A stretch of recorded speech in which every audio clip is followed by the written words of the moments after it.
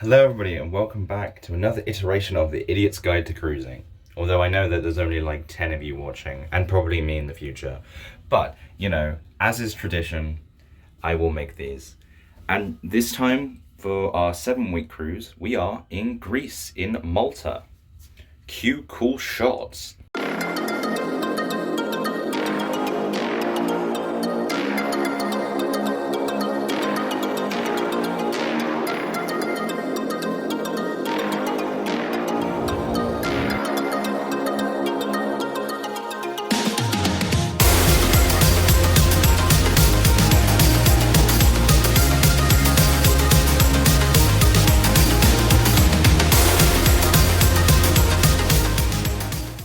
Hello and welcome back to the 4th iteration of An Idiot's Guide.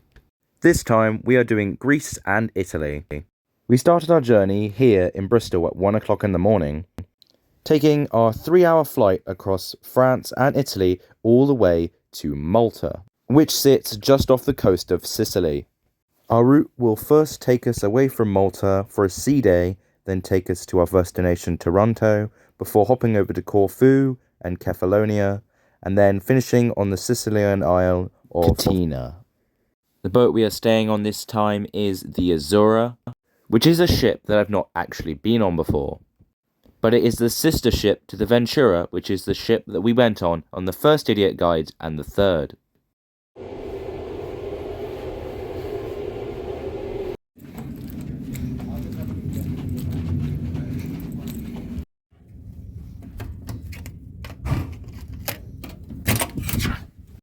Finally in a cabin after a long day of travel. If you've seen my other Idiot's Guides, you'll know that we've had a balcony every other time, but we have nothing this time. But that is fine. With every single one of these guides, I feel more and more lucky that I even get to be here, so even just having a cabin on the ship is amazing. Also, shortly after recording this bit, I jumped on my bed and then didn't get off of it until about 4 o'clock. Where all these next clips take place after. Out there is beautiful, beautiful Malta, which apparently we're going to be departing from at 9:45 tonight, which is going to be fun. Tonight we're doing this my favourite way, buffet style, because I'm a big fatty and I just want loads of food. All these lovely, weird, exotic foods I could try and everything, and that'd be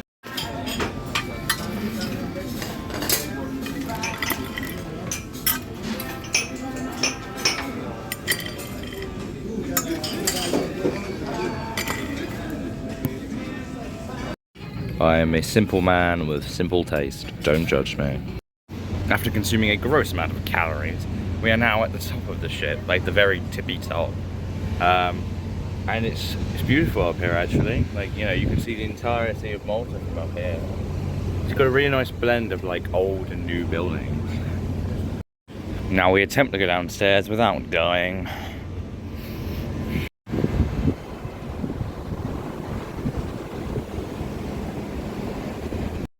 Due to the fact that we actually arrived here today, we haven't had a chance to actually explore Malta, which is quite a shame actually. The thing is, if it's as beautiful as it looks from here, imagine how beautiful it is actually exploring the town. But, oh well, we might actually do it as we come back, but... Unfortunately, this is the last we see of Malta, because I didn't know that our flight was at 7 o'clock in the morning.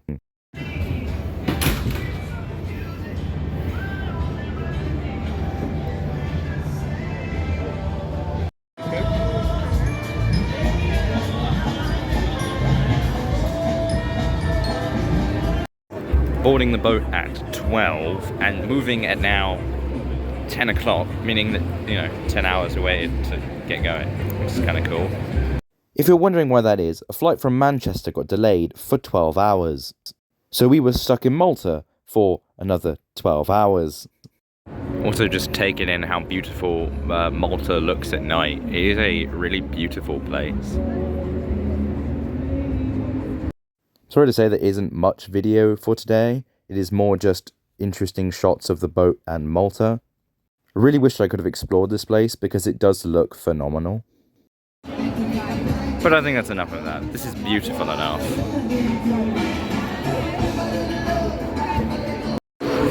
Even though it's been 10 hours, it is a stunning view from here.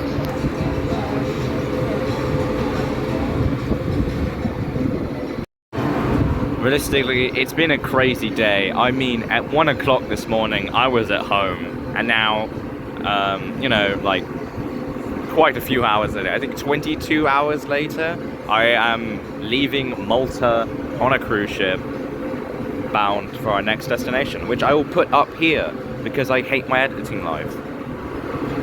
And there, as we leave Malta, marks the end of day 1. But seeing as I didn't do much the next day, I'm also putting this here, so you get both days. Hello and welcome back to day 2 of our amazing cruise. Today we are off at sea, so we're not actually anywhere today, but we're off to breakfast now, so let's go.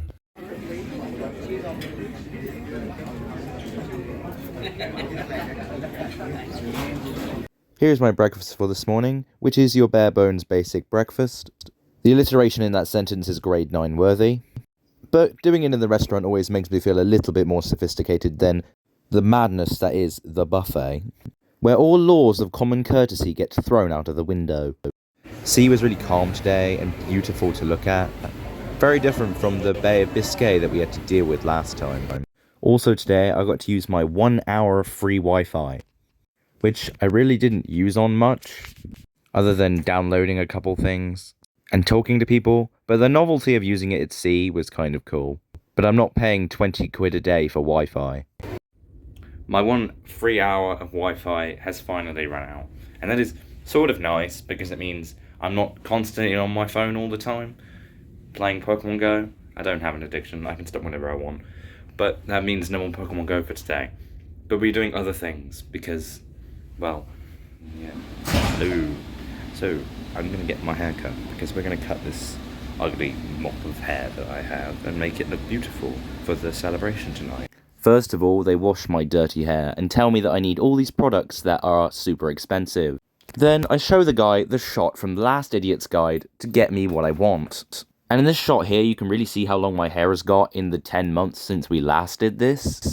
And because they did such a good job that time, we're doing it again. There we go, all done. Everything's all nice and cut. Nice. Basically the same thing, just shorter. And then the guy was so nice to cut off all the ugly stubble that I had as well. So, yeah, on to the next thing. Shortly after this, I made my way down to the main atrium where I saw Shaun the Sheep, and I had to get a selfie with him. P&O Cruises is really obsessed with Shaun the Sheep. For our second day, I thought I'd take you round this amazing ship. This is the sister ship for the Ventura, which is the one we went on, if you've seen it, first Idiot's Guide. But here we have our beautiful main atrium, the Glass House Bar and Restaurant, which I will never go in because I'm just simply not fancy enough, or nor do I care. We have the Wallet Black Holes, also known as the shops on board, with the Peninsula Club. Now, I'm actually part of the Peninsula Club now, all fancy I am, just simply because I've been on enough of these where they'll say, sure, you can have a discount. We have our first restaurant on deck 6, being the Peninsula Restaurant. All of last time, I spent my time on deck 6 on our last ship. Just simply because by the end of it, they knew who I was.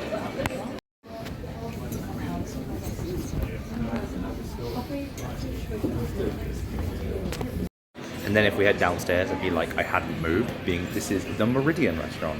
I probably won't spend much time here because I just like staying. I like things staying the same. Fun fact, as per usual, I am wrong. We actually use the Meridian Restaurant in every single night after this, and never go to the Peninsula Restaurant. So, we have the art gallery, full of things that I will never be able to afford.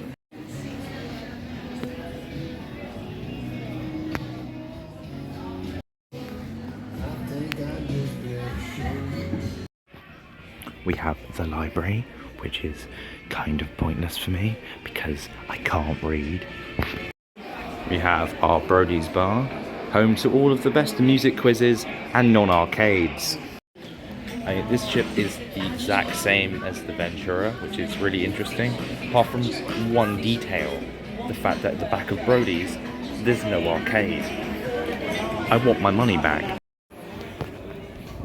Right here on the Ventura, there is an arcade. It's not an arcade on this boat. It is an office and a soft play. I can't go in the soft play. I am too big. So...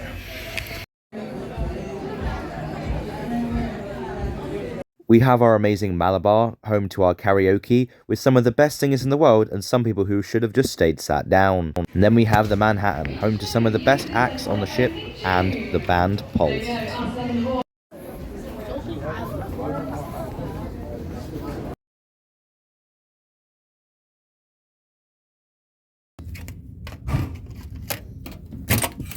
So, I had my hair cut. I even met Sean the Sheep, who knew? But tonight is celebration night, so, you know, I look fancy and all that.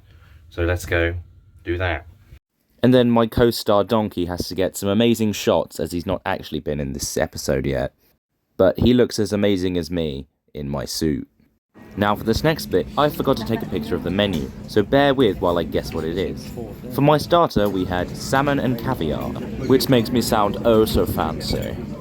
Then I had this steak, which was cooked to perfection, along with one of the best potatoes I've ever had. And finally, mango sorbet, because as you know, mango sorbet is the greatest thing to ever exist.